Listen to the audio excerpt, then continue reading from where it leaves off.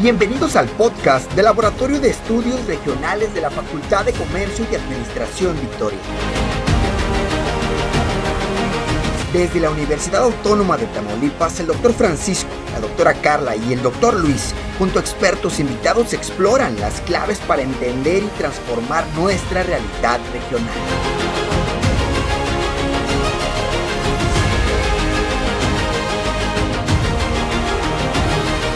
Únete a nosotros en cada episodio mientras descubrimos los desafíos y las oportunidades de la economía para construir un futuro mejor.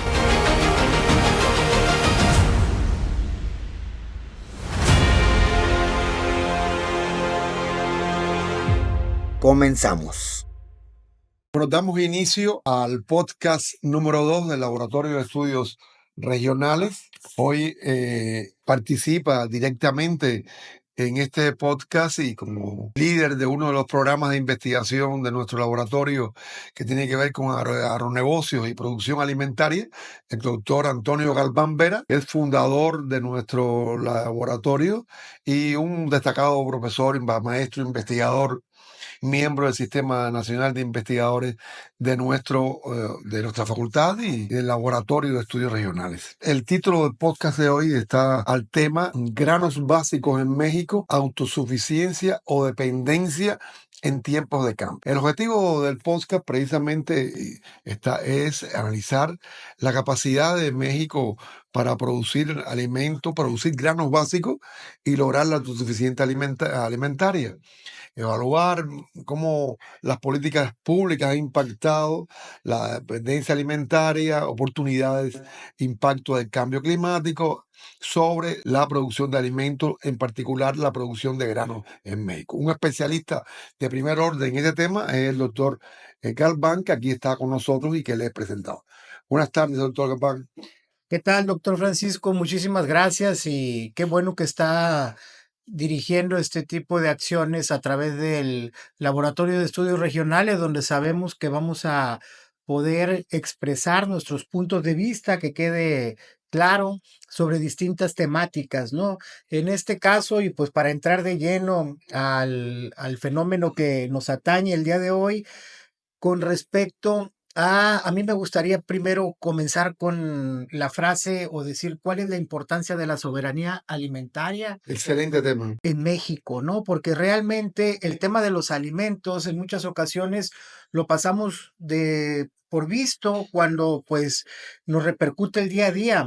Si podemos analizar el último reporte de la inflación del trimestre de hace unos días, vimos un repunte en la misma de unos puntos, ¿no? Es decir, se está encareciendo y vemos algunos productos de la canasta básica y pues cuando vamos al supermercado comentamos, bueno, ¿qué está pasando, no? ¿Por qué vemos una subida de precios en estos momentos y más de productos que tradicionalmente son producidos dentro de nuestro país? Bien, bueno, pues el punto aquí es hablar del tema de granos. Los granos son la base histórica de los productos primarios, ¿no? Es decir, es como comenzaron la producción y pues en la parte que nos corresponde a nosotros de la región noreste del Estado de México, de nuestro país México, pues también tenemos una importancia en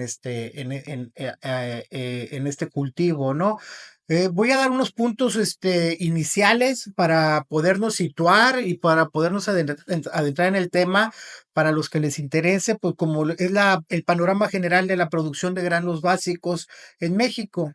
Sí, en este caso, México es un país clave en la producción agrícola, no solamente a nivel regional, sino a nivel mundial. Asimismo, ha encontrado a través del tiempo distintos desafíos para satisfacer su propia demanda interna. Bien, de alimentos, principalmente en los granos, como podemos visualizar el maíz, el frijol, el trigo y el arroz, que son los de un mayor consumo per cápita.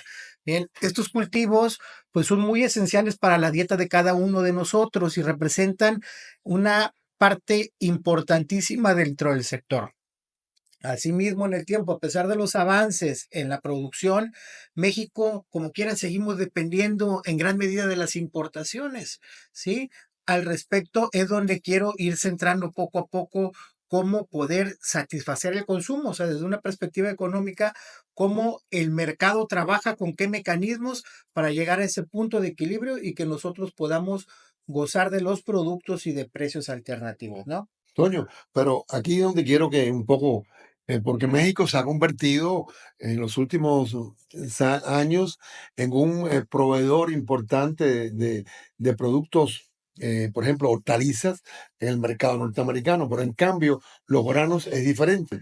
Es decir, México es exportador, se ha logrado insertar en las cadenas globales de valor en productos de alto valor agregado, como son las hortalizas, fundamentalmente y cuyos principales productores están en el noroeste de México.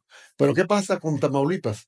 En Tamaulipas, es decir, los granos siguen siendo un problema grave de dependencia externa de la economía mexicana. ¿Por qué ahí no logramos tener una capacidad productiva tal que permita también incorporarnos de otra forma en las cadenas globales de valor, ¿no? Perfecto, bueno, pues vamos a comenzar el análisis entonces de atrás hacia adelante, ¿no? Vamos a ver por qué dependemos, ¿no? O sea, cuál es la característica, por qué en algunas ocasiones podríamos decir, oye, me sale más barato poder comprar la soya de Argentina puesta aquí en Tamaulipas que la misma soya que se produce en el municipio de Altamira, ¿no? ¿Por qué esa dependencia? ¿Por qué ese juego?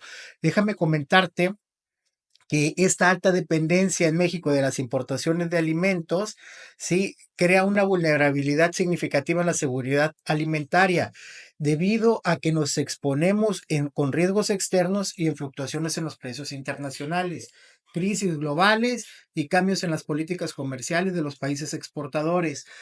Estábamos analizando el tema de los futuros, de los precios, ¿sí? Es decir, cómo poco a poco ha ido cambiando o ha ido fluctuando. Bien, con información que nos proporciona una casa especializada en análisis de commodities agropecuarios, en este caso de StoneX, podemos ver cómo desde el 2017 hasta el 2024 la tendencia de los precios de futuros o de los precios de los granos en los mercados internacionales ha tenido diferentes variaciones, ¿no? ¿Cómo podríamos hacerlo? Digo, ¿cómo lo podemos ver? Vemos una tendencia lineal de entre el 2017 al 2020, ¿correcto? A partir de ahí pasamos bien de los 300 dólares por bushel, $320 por bushel que era el precio del maíz, a un tope de arriba de $800 por bushel, para que veamos cuáles son las fluctuaciones, ¿no?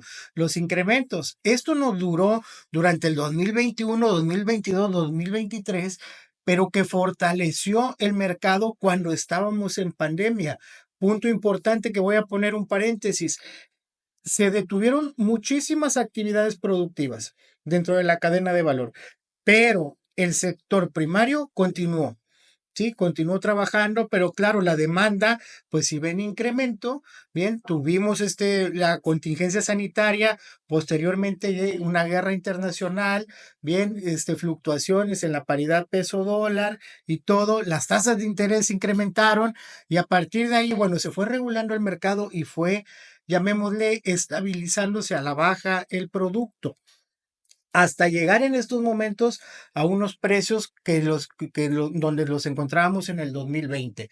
Pero me hiciste una pregunta bien padre, ¿no? Que fue, bueno, ¿qué está pasando en Tamaulipas? ¿Por qué vemos que los productores en estos momentos están pidiendo o están reclamando que obtener una mayor rentabilidad en sus unidades productivas, tanto por los precios como por el tipo de cambio?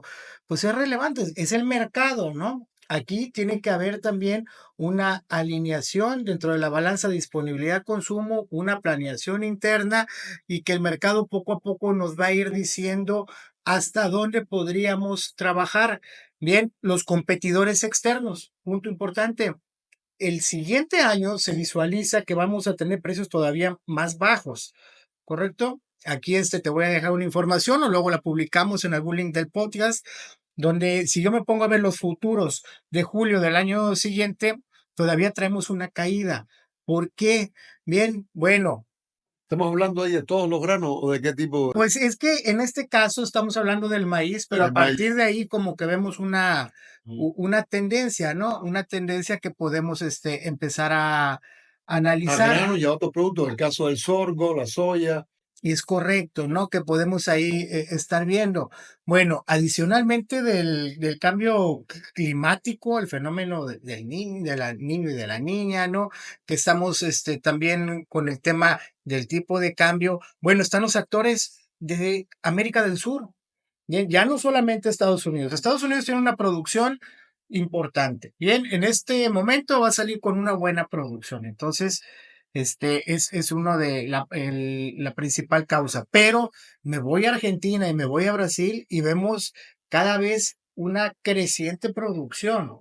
Bien, eso aunado Ah, al tema de la fertilidad del suelo, de las tierras, es como decir, aquí en México vamos analizando por zonas cuál es el rendimiento. El rendimiento que tenemos aquí en Tamaulipas no es de los más altos a nivel nacional, ni siquiera estamos en la media, no andamos por debajo. Entonces, desde ahí tú ya estás viendo cuando yo tengo problemas perdón, cuando yo tengo rendimientos más bajos que mis competidores, yo tengo que invertir más en mi proceso. Entonces, los costos de producción son mayores y ya cuando los costos de producción son mayores, pues poder competir con alguien que le están pagando el mismo precio, ¿qué pueden hacer ellos? Pues disminuyen un poco.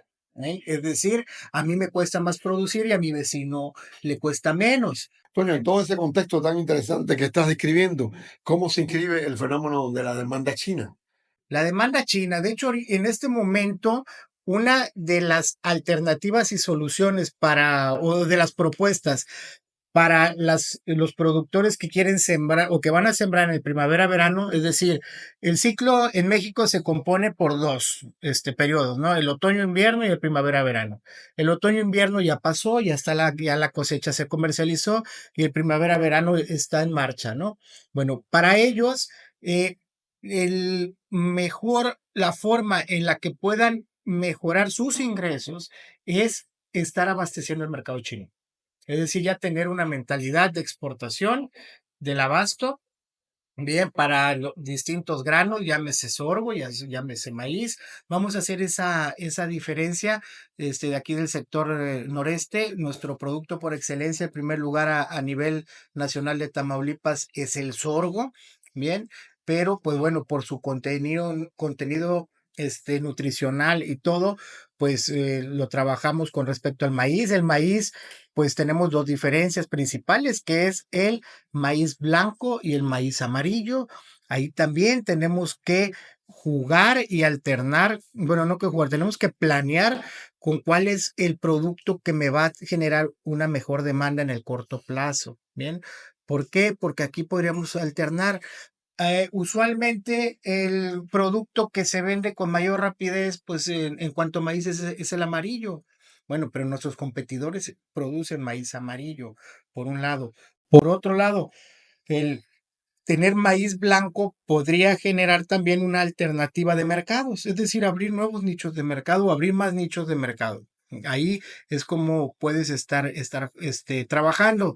Y algo esencial, el poder trabajar el valor agregado de los granos. Bien, el valor agregado, vamos a poner un ejemplo, el etanol, el uso del etanol en Estados Unidos. Están premiando el uso del etanol, está incrementándose la demanda del etanol, esto por el uso que tiene principalmente los combustibles, ¿no? Nosotros todavía en México no tenemos Brasil sí lo están esa política, pero haciendo. en Brasil lo están haciendo, tiene que venir una apertura, al momento no la tenemos, llamémosle, no se está vendiendo, la gasolina con etanol, pero bueno, es algo que está adicionalmente de los distintos usos alternativos con los cuales tú puedes trabajar los granos. Toño, aquí he puesto dos puntos importantes. Uno, el tema del valor agregado. Es evidente, como estamos viviendo hace poco por acá, en el caso de los productores de sorgo, que han estado sufriendo una declive de los precios y un problema grave, ¿no? En el norte del estado. Ahí hay dos temas, ¿no? Uno, que reclaman al gobierno unas políticas agrícolas específicas para que compensen esa caída en los precios. Y dos, el tema del valor agregado que te mencionaba. ¿Qué alternativas hay para estos productores? Valor agregado, subsidios por parte del gobierno. Y aquí entramos en el segundo tema, ¿no? Que tú habías planteado platicar, ¿no? Que es cómo las políticas públicas pueden afectar e impactar el agro. Claro, me parece muy atinada, ¿no? La pregunta que tienes. Aquí, bueno, hay que ver, estamos en una economía de libre mercado, ¿sí? Y en una economía donde el mercado, pues, es internacional. Entonces, el papel del gobierno, pues, ha ido, cambiando a lo largo del tiempo y hay que conocer cuáles son las aristas con las que se materia en política pública, ¿no? Aquí, por decir algo, yo podría decir, bueno, ¿cuál es la política de subsidios en la agricultura mexicana? Aquí se comenzó desde el periodo postrevolucionario en 1920, ¿no? Cuando comenzamos con una reforma agraria, la distribución de las tierras, su impacto en la productividad, la falta de infraestructura y tecnología en las áreas rurales. Desde ahí entonces, ¿qué tiene que se fomenta? Pues estos dos puntos. ¿Cómo vamos a incentivar para empezar a catapultar el campo, ¿no? De ahí viene, no sé si recuerdas bien, el tema del modelo de desarrollo Claro, estabilizador, ¿no? exactamente. Bien, ese modelo de desarrollo estabilizador, pues propicia, incita a que se mejoren los programas de irrigación, la mecanización y el uso de fertilizantes. Que este uso de fertilizantes, pues si nos ponemos a platicar va a ser otro podcast, ¿no? Claro. Entonces, bueno, lo tienes ahí. La creación de estas, se crearon instituciones, ¿sí? Como la Comisión Nacional del Agua. Bueno, no sé si acabas de escuchar, el día de hoy se está haciendo un planteamiento donde se propone una Secretaría del Agua. Eso es muy importante. Si a mí me preguntas en qué debemos de trabajar el asunto de las políticas públicas, sí o sí, número uno, agua. Muy bien. Bien, y el tema también de energía, de energéticos, ¿no? Por ahí deberíamos de ir, ¿no? Bueno, a partir de ahí se vinieron distintos incentivos para ello. Y luego se nos viene una política que se le llama la política neoliberal, ¿no? Sí, del 82. Sí, cuando arrancamos de los 80, 80, sí, sí. va migrando poco a poco, empiezan ahí los tratados de libre comercio, bien, y se nos viene el Tratado de Libre Comercio con América del Norte, bien. Estos fueron llamados, los incentivos fueron sustituidos con programas, el que marcó la tendencia actual, es decir, a cómo se ha trabajado, fue el Procampo, ¿no? Que era posteriormente la producción para el bienestar, bueno, y poco a poco ha ido moviéndose y actualmente, pues la política actual de los retos contemporáneos, pues la podemos ver dentro de un enfoque de apoyo a los pequeños productores y a la promoción de la sustentabilidad o de la sostenibilidad y a la equidad social, ¿no? Con programas como lo es la producción para el bienestar. Si hablamos tácitamente de lo que son los programas, pues me gustaría en un próximo episodio, pues decir, mira, vamos enfocándonos en este como tal. En la antesala que te puedo decir, cualquier política de incentivos al sector primario es compleja.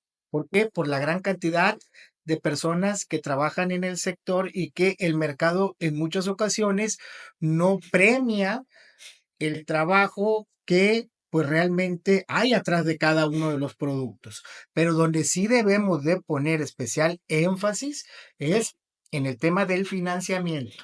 Es decir, cómo poder trabajar estructuras y esquemas de financiamiento que propicien e involucren a todos los agentes de la cadena productiva para que se perciba un porcentaje similar tanto del productor como del vendedor final. ¿Bien?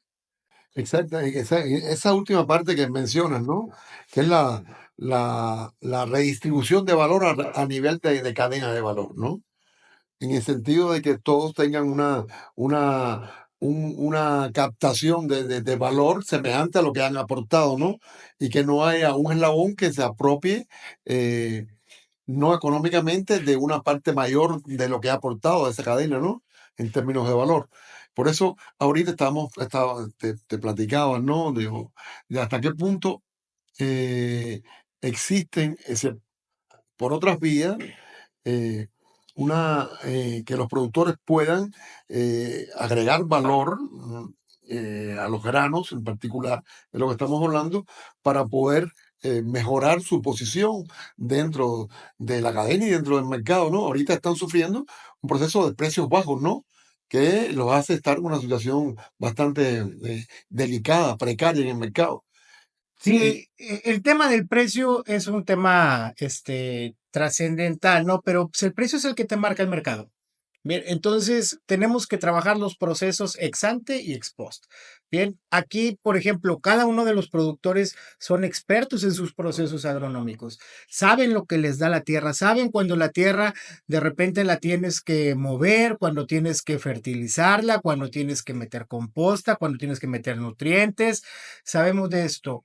Si nos ponemos a pensar en estos momentos, pues poder sacar del mercado 40,000 hectáreas más o menos de las que se tienen en esta región, pues ayudaría a aliviar. Pero bueno, entonces, ¿qué vocación le vamos a dar a ellas? Ahí es donde entra muy, muy de la mano el que se puedan acercar también los productores a foros con personas expertas en mercados, en procesos de transición de políticas, en cómo poder enfocar sus unidades de productiva y verlas netamente empresariales para que lleguen a algo que le llamamos vamos a mitigar la vulnerabilidad. Bien, ¿cómo la vamos a mitigar? Primero, bien, vamos a ver, conseguir fuentes para que se invierta en tecnología. La tecnología se nos está quedando un poco antigua. ¿Por qué? Por la carencia de ingresos que nos permiten reinvertir en nuestras unidades de producción. Número dos, y bien importante, vamos a diversificar proveedores, bien, tanto de los que me venden los productos o los insumos como a cuales yo les estoy vendiendo. Tenemos que sí también trabajar con los objetivos de desarrollo sostenible.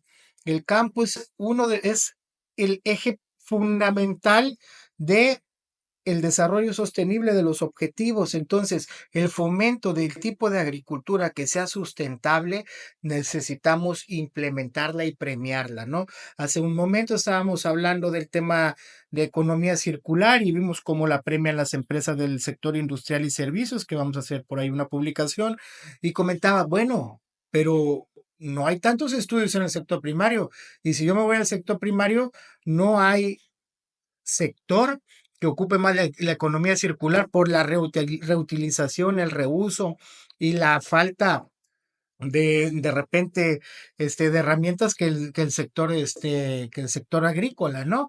Y finalmente, pues les puedo decir que necesitamos el tema de valor agregado a través de infraestructura de y en agronegocios.